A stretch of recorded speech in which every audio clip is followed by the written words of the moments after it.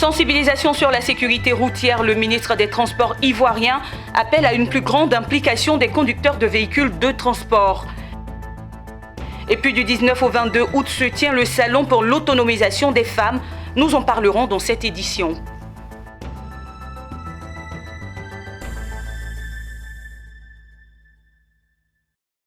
Et voilà pour les titres. Toujours un bonheur de vous retrouver pour l'édition d'information.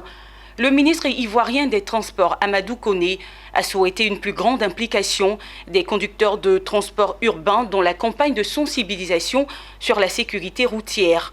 C'était à l'occasion d'une rencontre ce mercredi 18 août à Abidjan Plateau, à laquelle étaient conviés les chauffeurs de minicar, communément appelés Baka, les chauffeurs de taxi-compteurs et communaux, tous invités à lutter contre les accidents de la circulation. Et justement, parlant d'accidents de la circulation, les premières images de ce reportage signé Walter Kofi et Richard Akeke sont assez fortes. Âmes sensibles, s'abstenir.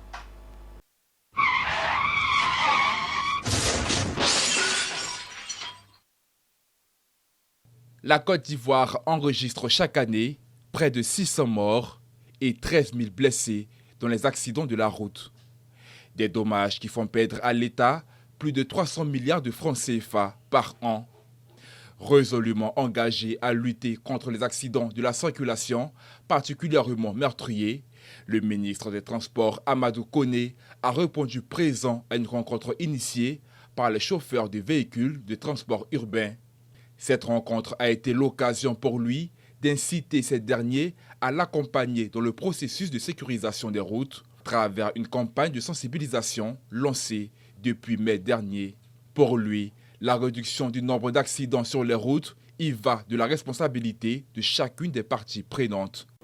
Ce soir, je veux que vous vous engagiez aussi à prendre votre part de responsabilité.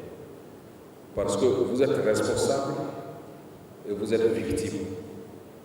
Et vous n'avez pas, on n'a pas tous ensemble le choix que de nous engager tous. Et ce que je souhaite ce soir, c'est que nous tous, on s'engage à réduire le nombre d'accidents et d'accidents graves sur nos routes et à Abidjan. Le ministre Amadou Koné est revenu sur la vaste opération de répression contre l'incivisme routier à laquelle il a joint le projet de système de transport intelligent, STI, un projet grâce auquel plus aucun hors-la-loi des routes ne pourra passer entre les mailles du filet, des mesures qui rentrent en vigueur à partir du mois de septembre. On va appliquer la loi, on va appliquer le respect du code de la route. Les forces de l'ordre et le système qui est mis en place par le ministère des Transports, ensemble, parce que les forces de l'ordre continueront d'être sur le terrain, parce que nous, on ne pourra pas être partout avec nos caméras. Faites Masségué, le ministre a donné un conseil, vraiment, on tient compte de ça. Inch'Allah, quand on quitte ici, on va sensibiliser tous les chauffeurs sur la route. Lorsque tu es sur la direction, tu es chauffeur. Mais le jour que tu ne roules pas, que tu es à terre, en tout cas, en ce moment, tu deviens aussi comme les passagers. Donc, ayons un peu de respect pour le code de la route. Notons que cette rencontre a eu aussi pour cadre l'amélioration des conditions de travail des chauffeurs de véhicules de transport urbain.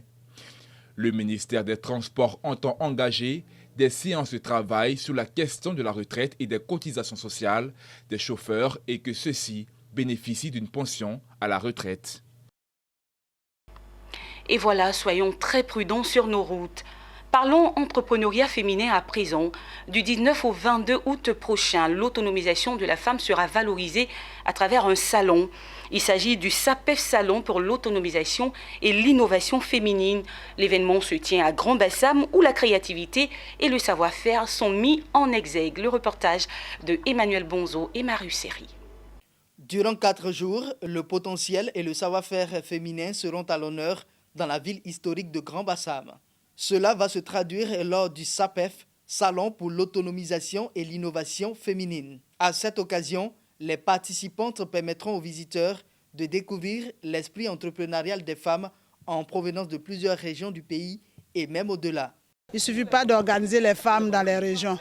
Il faut leur donner l'occasion de s'exprimer, de faire connaître leurs produits, de se faire connaître leurs potentialités. Ces genres de rencontres nous permettent d'être vus, d'être connus. C'est une opportunité pour moi de participer à ce salon parce que c'est une manière de valoriser la femme et de son autonomisation. Nous savons qu'il y a beaucoup de femmes qui ne savent pas encore que l'Observatoire du service public existe, qu'un observatoire est mis en place par l'État pour leur permettre d'apprécier l'efficacité et la transparence du service public en Côte d'Ivoire. Ce salon est donc une opportunité pour la gente féminine d'exprimer son talent à travers multiples activités. C'est tout l'intérêt de cette plateforme pour mieux valoriser la femme. Le salon est un cadre pour la promotion de la gente féminine. Nous avons décidé de valoriser la femme parce que vous savez que la femme c'est la vie et la femme, lorsqu'elle est dans un secteur d'activité, elle prospère toujours. Et nous voudrons par cette même occasion donner tous les atouts que la femme a et afin que l'humanité tout entière soit consciente que c'est un être qui est même comme l'homme et qui peut aussi mener des activités comme l'homme. Nous demandons à toutes les femmes de la Côte d'Ivoire et même de la sous-région de prendre ce train en marche parce que c'est un cadre pour la promotion de la gente féminine. Panels, conférences et expositions sont au menu de ce premier salon porté sur l'autonomisation et l'innovation féminine avec pour thème « Entrepreneuriat féminin, impact du Covid-19 sur le développement de l'économie locale ». Pour cette édition, le SAPEF est en phase avec la politique nationale de l'État ivoirien via son ministère de la Femme qui œuvre pour le plein épanouissement de la gente féminine. Œuvrer à l'entrepreneuriat de la femme, c'est traduire, c'est participer, contribuer à la mise en œuvre de la vision politique du président de la République qui est d'accroître la conscience des femmes et des jeunes filles.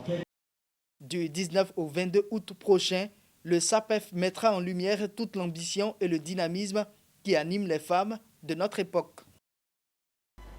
Et justement, l'autonomisation de la femme passe par une bonne éducation, dans le but donc de garantir l'école pour tous et assurer une formation de qualité aux élèves.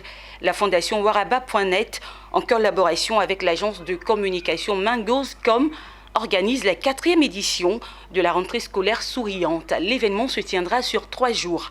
La cérémonie d'ouverture s'est faite ce jeudi du côté de l'Institut pédagogique national de l'enseignement technique et professionnel dans la commune de Cocody. Le reportage est signé Daniel Kodjo et Richard Akeke. Institut pédagogique national de l'enseignement technique et professionnel. Le cadre est bien approprié pour parler d'éducation. L'auditorium de l'IPNET abrite la cérémonie d'ouverture de la 4e édition de la rentrée scolaire souriante. Initié par la fondation Woroba.net, en collaboration avec l'agence de communication Mangos.com, le projet vise à permettre aux ménages à faible revenu de bénéficier de kits scolaires en faveur de leurs enfants pour la rentrée académique 2021-2022. Cette année, avec l'appui de nos partenaires et de nos mécènes, nous allons faire la distribution à hauteur de 500 kits scolaires allant du CP1 à la terminale. Parce que préparer l'avenir de l'enfant, c'est assurer l'avenir de la nation, les personnalités et non des moindres associent leurs images à cette 4e édition de la rentrée scolaire souriante. L'ambassadeur du Maroc en Côte d'Ivoire, Abdelmalek Kettani, et l'honorable Youssouf Soumaoro, député de Koro, parrain de cette 4e édition, ne se sont pas fait prier pour associer leurs images au projet. Pour eux, promouvoir l'éducation est plus que nécessaire pour assurer un bel avenir aux enfants. La Côte d'Ivoire est un pays qui se développe, qui a besoin de toute sa jeunesse bien formée, sa jeunesse qui va construire l'avenir de ce beau pays dans lequel nous sommes engagés. Et je félicite les organisateurs et la fondation Woroba.net pour cette belle initiative qui permettra de rendre le sourire à plusieurs familles, à plusieurs enfants, pour aborder la prochaine année scolaire avec beaucoup de sérénité et surtout une grande motivation pour réussir. Nous avons décidé d'associer notre image à cet événement parce qu'on estime que c'est une très bonne initiative. C'est la question des enfants, c'est une question d'éducation, c'est la question de formation. Donc tout ce qui parle de formation et surtout des enfants, les enfants c'est l'avenir de demain. Donc voilà un peu l'intérêt qui nous a motivés pour accepter de parrainer cette cérémonie, être aux côtés de Woroba.net. La 4e édition de la rentrée scolaire souriante se tient du 19 au 21 août dans l'enceinte de l'IPNET, située dans la commune de Cocody. La première journée s'est soldée par une visite de stand. Des panels et conférences débats autour des thématiques relatives à l'éducation meubleront les dernières journées. Et à San Pedro, la Direction régionale de l'éducation nationale et de l'alphabétisation DRENA a organisé durant 2 jours la 4e édition de la journée régionale du mérite et de l'excellence. Cette année, la journée avait pour thème « Ensemble pour une école résiliente et compétitive ». Occasion pour les partenaires de la DRENA, dont la Fondation Esdras, de faire des dons aux élèves les plus méritants. Le reportage de Abel Kwao, commenté par Pierre Tebeu. La salle du Rotary du quartier Seweke a servi de cadre à la 4e édition de la journée régionale du mérite et de l'excellence organisée par la Direction régionale de l'éducation nationale et de l'alphabétisation DRENA de San Pedro. Une plateforme de célébration de l'excellence au sein de la grande famille de l'éducation-formation. Comme ici, ce sont 21 personnels à faire valoir leur droit à la retraite qui reçoivent les félicitations pour toutes les années de dur labeur. Avec eux, 30 autres personnes seront distinguées au niveau préscolaire, primaire et secondaire. Des prix spéciaux ont été remis aux meilleurs élèves et 16 établissements d'enseignement se sont vus honorés au cours de la journée. Nous prônons l'excellence et nous voulons la valorisation de cette excellence dans nos milieux, à travers les personnels, à travers les structures et surtout à travers les élèves. Et c'est ce que nous avons fait aujourd'hui.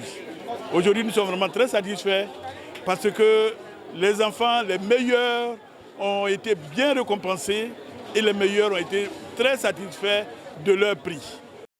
Comme à chaque édition, plusieurs partenaires accompagnent la célébration de l'excellence. C'est le cas de l'École supérieure de commerce et d'administration de l'Afrique de l'Ouest, SKO, membre de la Fondation Esdras. Cette année encore, cet établissement a remis un ordinateur portable aux meilleurs des meilleurs bacheliers de toute la région de San Pedro.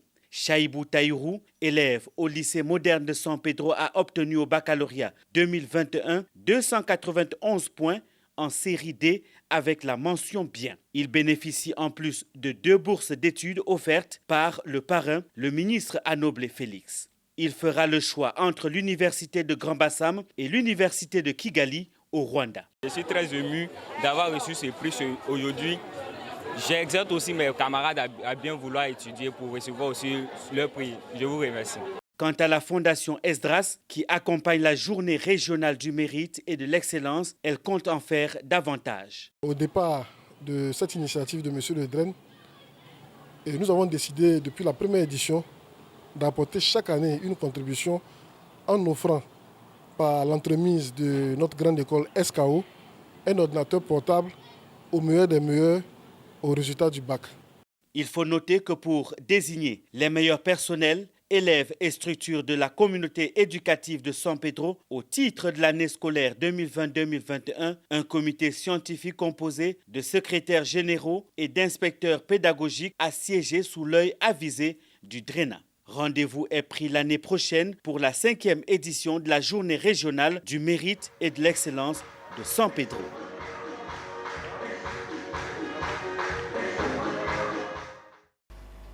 En image à prison, la FinTech PNGME qui développe une infrastructure de données financières et une plateforme d'apprentissage automatique a décroché un financement de série A de 15 millions de dollars pour élargir son équipe en embauchant de nouveaux cadres et poursuivre son expansion en Afrique.